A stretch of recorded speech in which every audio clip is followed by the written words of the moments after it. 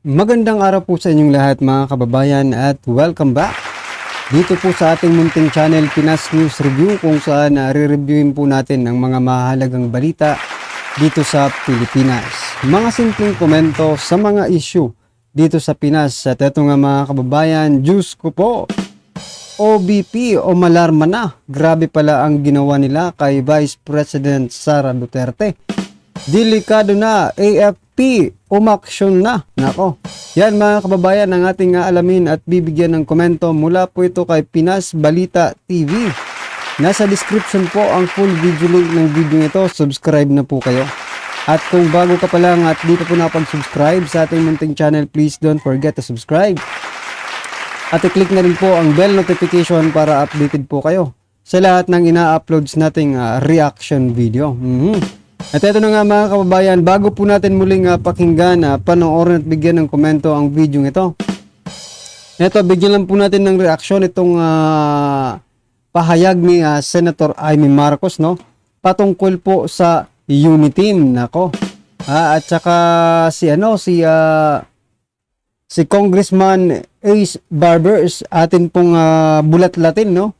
Kung ano ba talaga ito si kasi nung panahon ni Tatay Digong, suportado niya, no? Ang administrasyon ni Tatay Digong. Pero ngayon, siya rin ay isang bumabatikos, no? Ito nga po yung naisip ko, mga kabayan. Opinion ko lang po ito, Kung ikaw ay isang politiko, no? Na may prinsipyo. Kasi nung nakarang administrasyon, talagang halos simurin mo yung puwit ng administrasyon. Pero ngayon, nag-iba ka. Ano ba ang tawag diyan mga kababayan? Di ba? Ano ang tawag sa katulad ni Congressman Ace Barbers? Nako. At ito pa. Pag-uusapan din po natin yung sinasabi nilang totoo ba? Nagtatanong rin ako, totoo ba na walang kinalaman ang Malacanang doon sa pag-atake ni Torre sa QOJC compound? Yan po ang ating alamin mga kababayan kung ano po ang masasabi o sinabi ni President Bongbong Marcos Jr. Nako. So ito mga kababayan, simulan na po natin dito po kaya Senator Amy Marcos. Ito po yung sinabi niya mga kababayan. Sobrang lungkot. Ito nga, talagang sinabi nga na ni BP Inday na siya'y humihingi ng tawad at nagsisisi sa pagsuporta sa administrasyon. Ako'y lungkot na lungkot sa pagkawatak-watak ng Uniteam. Nako. O yan mga kababayan, nalulungkot si Senator Amy Marcos. Hindi makapagdesisyon kung talagang saan ba talaga siya lulugar. Sa kapatid niya or para sa bayan. Hindi po ba? Kasi kung para ka sa bayan, nakikita mo naman yung mga nangyayari, di ba? Anong gusto mong iparating sa amin mga kababayan? Na nalulungkot ka lang? Yun lang, nalulungkot ka lang, Senator Amy Marcos? Kami rin kami natutuwa kami. Hindi kami nalulungkot. Nalulungkot ka siguro, nalulungkot siguro itong si Senator Amy Marcos kasi nagkakaroon pa siya ng dilema, sa kanyang sarili mga kababayan. Kung saan po ba talaga siya kakampi? Sa kapatid niya ba? Or sa taong bayan? Di ba? Pero isa lang pong masasabi ko dyan, Senator Amy Marcos, nagkawatak-watak ang Uniteam, hindi po kasalanan ni BP Sara. At nagkawatak-watak ang Uniteam, tuwang-tuwa po kami. Hindi po kami nalulungkot na wala na po ang Uniteam. Bagkus kami po ay natutuwa at nakatakas na, nakawala na, no? Sa kamay ng isang manggagamit si Vice President Sara Duterte, di ba? O, eto naman, panoorin po natin yung video ito mga kababayan. Eto, eto, pakinggan muna natin, tapos bigyan natin ng reaction. Ayun po mga kababayan natin. Si Ma'am Sandra Cap. Ay, sa ating mga viewers, huwag na kayong mag-stay ng bahay mo. Mag-try na tayong lumabas. Dahil grabe na itong ginagawa. Itong mga kongresista, itong si Ace Barbers. Yan, si Ace. Noon, Dumidilap yan sa puwet ng mga Duterte. Tama! Ngayon, dahil sa 20 billion na binibigay ni Tambalos Grabe, 20 billion, million. Grabe yun, ha?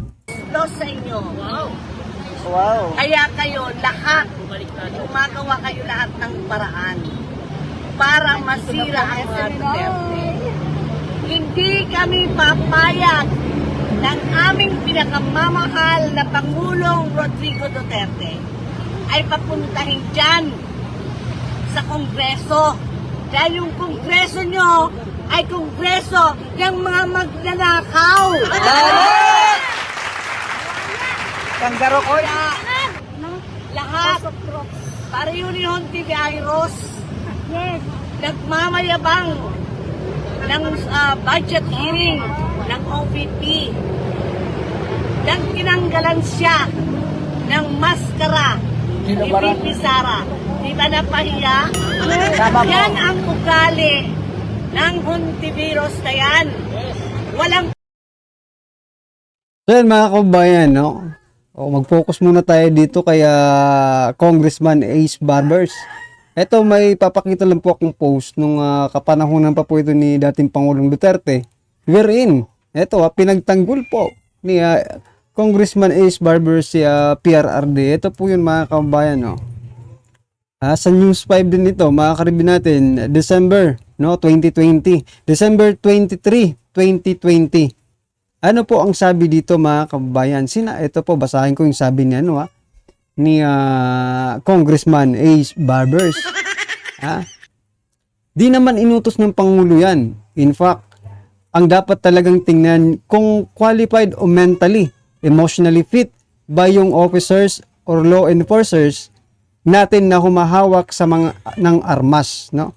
Dahil yung mga yan, kapag medyo alam mo na, nag-snap ng kaunti, nako, yung kanilang mental dyan, nakakasakit minsan, nakapapatay, nako, ng tao. Huwag isisi ang lahat sa ating Pangulo.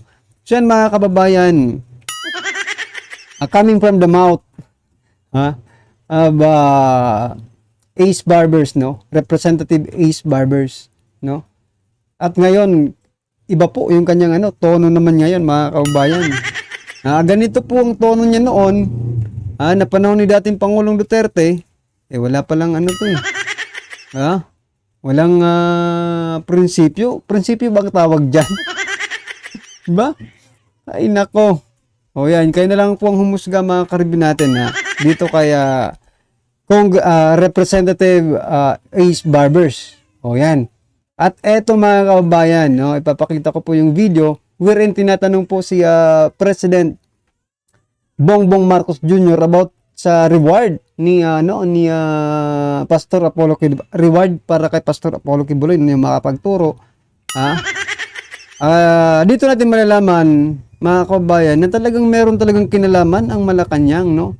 At maaring silang utak ng paglusob ni Torre. Ito po mga kababayan, sa mga hindi naniniwala o sa mga nagsasabi na walang sino ba yung nagsabi? Si DILG Secretary Abalos. Paki-explain po ng video ito kung talagang walang pakialam or walang kinalaman ang Malacanang, ang palasyo dyan sa paglusob ni Torre. Ito po. Question po yung motives ng mga private individuals na nag-offer po ng reward, 10 million reward for his arrest. Bakit daw po tumanggap ang government ng donation from the private sources? Bakit hindi? Ba't hindi government? Bakit hindi? They want to help us bring a fugitive to justice. So, hindi siguro alam dito ni PBBM, no, yung batas na bawal tumanggap ng donasyon sa mga pribadong sektor, tao man yan, or diba? Yung indirect at direct na pagregalo or donasyon nga dito sa opisyal ng ating gobyerno. Kasi magkakaroon po yan ng bias, no, yung kanilang pagpapatupad ng batas. You know, he is a fugitive. He is hiding from the law. Now, if there are private citizens who want to assist the government in that effort to bring him to justice, I do not see what is any. So he can question their motives as much as they want, but magpakita siya. I question his motives. Let me question his motives. Bakit lagi kaming kine-question? Sinusundan lang namin ang batas. Sundin din niya ang batas. So ayan mga kababayan, sinusundan po nila ang batas. Nako. Well anyway, ano lang naman yan eh. May nag-comment yan, di ba? Sabi, panapanahon lang naman yan eh. Baka sa panahon nila, sila naman ang magtago-tago, di ba? Oh. Kung ganun mga kababayan, pwede pala mag-ambag-ambag ang taong bayan. Di ba? So, let's say, piso-piso mula sa puso, di ba? Para, for example lang, wala na sila sa pwesto, para ipatawag rin naman sila at sila naman ang hanapin, no? Makakalikom tayo, may ilang Pilipino tayo? 115 million? O makakapagturo, di ba? Well, anyway, ito na po mga karabin natin. Sama-sama at sabay-sabay po natin pakinggan na panoorin at bigyan ng komento ang video ito. Ito na po. Ito ang nakakagulat kapag hindi pa tayo nagtulungan, tayo rin ang kawawa. Kaya ngayon pa lamang magsikilos na patalsikin ang mga demonyong nakaupo sa pamahalaan, walang paligoy-ligoy at buong tapang nananawagan na sa Armed Forces of the Philippines sa political vlogger na walang iba kundi si Maharlika na gawin na ang military at narapat para ihinto na ang kasalukuyang gobyerno ang pagluloko nito sa mga Pilipino. Pero bago ang lahat mga kapinas, kung bago ka pa lamang sa channel namin, ay huwag mong kalimutan mag-subscribe at pakiclick na rin ang notification bell para mas maging updated ka pa lalo sa lahat pa ng bagong videos na i-upload namin. At yun nga mga kapinas, nagsimula sa paglalagay ng tiwaling kawani ng pamahalaan at pangungulimbat ng bilyones sa piso sa kaban ng bayan at paglaganap ng kriminalidad at pagpapatangga or pagpapatanga sa mga politikong nagluklok sa kanila sa pwesto. Sa kanilang naging recent interview sa Pilipinas Ating Mahal program, nanindigan si Maharlika na ang lahat nitong hawak na ebidensya ay tunay at maaaring maging susi para magising ang mga Pilipino sa realidad at pambubudol ang ginawa ng kasalukuyang administrasyon. Sapat na daw ang pagpapatuloy ng former PDEA agent at investigation officer ng Philippine Drug Enforcement Agency na pinatutuhan na pwedeng malagay sa alanganin ang buhay ng mga Pilipino kapag hindi napababa sa pwesto ang kasalukuyang Pangulo. Sa kanyang pahayag ay binuhis na daw ni Maharlika ang kanyang sariling buhay at kaligtasan para mamulat ang marami sa ating mga kababayan sa maaring mangyari kapag hindi na kumilos pa ang lahat. Ayon kay Maharlika ay nasa military at mga sundalo pangaraw ang puwersa para magwelga, magkaisa at itampi sa mga mamamahala nang nasagad ng sagalit ang mga tao at gusto na silang pababain sa pwesto. Matapos ng lumabas sa balitang ito, ay umani agad ang samot-sari comment at reaction mula sa marami sa ating mga kababayan at marami nga sa kanila ngayon ang hindi napigilan ng kanilang sarili na maglabas ng kanilang hining at komento sa mundo ng social media. And the netizens posted, kung ayaw magpa-drug test dahil natatakot ng taong bayan na totoong gumagamit ng pinagbabawal na gamot, kaya ayaw magpa-drug test ang isang tao. Yes, yes, yes. Isa pa nga yan mga kababayan eh, di ba? Tayo ngayon napapaisip tayo kasi na-divert lahat ng atensyon eh. Sa bagay, yung mga mainstream media talagang wala namang pakialam yan eh sa ngayon. Yung na-divert po yung mga vloggers na lang po yung ano natin, yung banggitin. Huwag na lang po yung mga mainstream media. Na-divert po yung mga atensyon ngayon ng mga vloggers, no?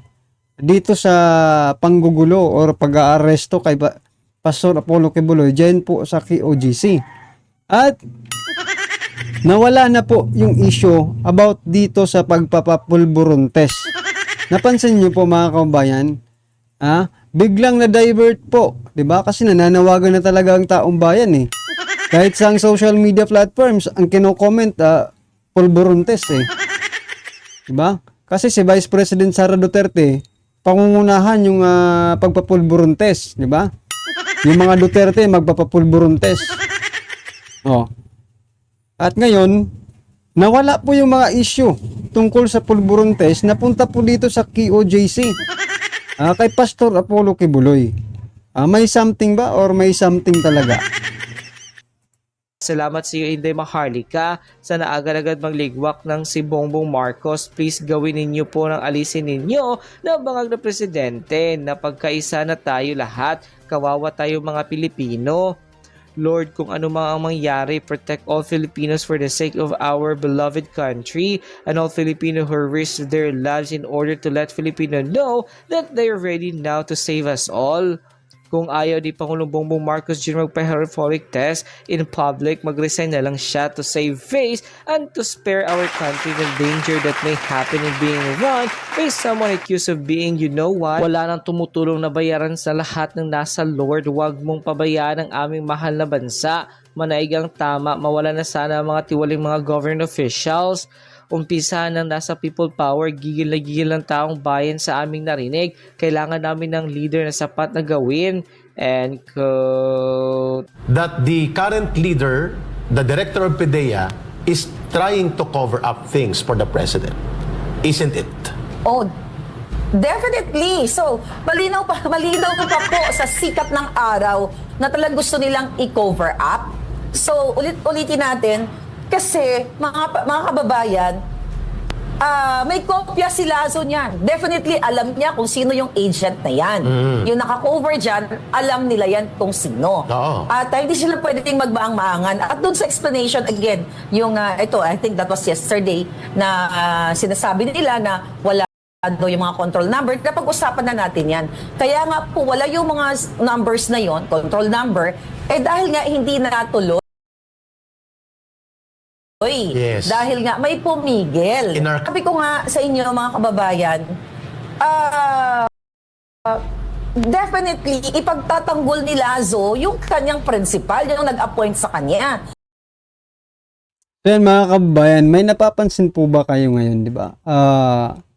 Pag may mga issue, no, na pinupukol yung taong bayan dito sa administrasyong ito, yung sumasagot po, yung mga alipores lang. Diba? Like for example, yung kanina, diba? Pag sila naman ang bumabato, no? Personally, si PBBM ang nagsasalita. Kaya po nang nangyari dito kay Pastor Apollo Kibuloy, mga kababayan. Diba? Oh. Yung pagsasalita ni PBBM kay Pastor Apollo Kibuloy patungkol po dun sa reward. No, siya mismo nagsalita. Yung media mismo nagtatanong kay President Bongbong Marcos Jr. Pero, pag sila naman po ang binibira, no? Pag sila naman po ang binibira, wala, mga congressman, mga mayor, mga cabinet members ang sumasagot. 'Di ba? Hindi po sila. Napansin niyo po mga kababayan? Hindi natin alam kung bakit, pero bakit? Nahihiya ba sila? Well, anyway, mga karibin natin, ano naman po ang inyong reaksyon, opinion patungkol po sa video ito. Kaya may bago na naman palang lumabas, di ba? Yung picture kung saan nandun po si First Lady Lisa, si PBBM, at si yung isang Pogo owner. Nako. Diba? Pogo owner po. Oh, 'di ba? Galit-galit na galit sila kay Alice Go. Pinaban yung Pogo pero may kasama sila sa picture na Pogo owner. What? Anong ibig sabihin niyan, no? Anong kung ikaw na nanonood ngayon, ano ang dating niyan para sa iyo? 'Di ba parang niloloko lang tayo? Ikaw galit na galit ka, sinabi mo sa SONA, total ban na ang Pogo, tapos makikita ngayon sana may isang picture na kasama mo yung isang Pogo owner. Diba? Tapos sinasabi pa ng mga nako, hanggang kailan ba kayo magbubulag-bulagan? Sinasabi nila na AI na naman daw yun, yung mga kababayan, yung picture, AI na naman. Well, anyway, ano man po ang inyong reaction, i-comment lang po sa baba para at least alam po ng ating mga kababayan ang inyong opinion patungkol po sa video nito, right? Maraming salamat po.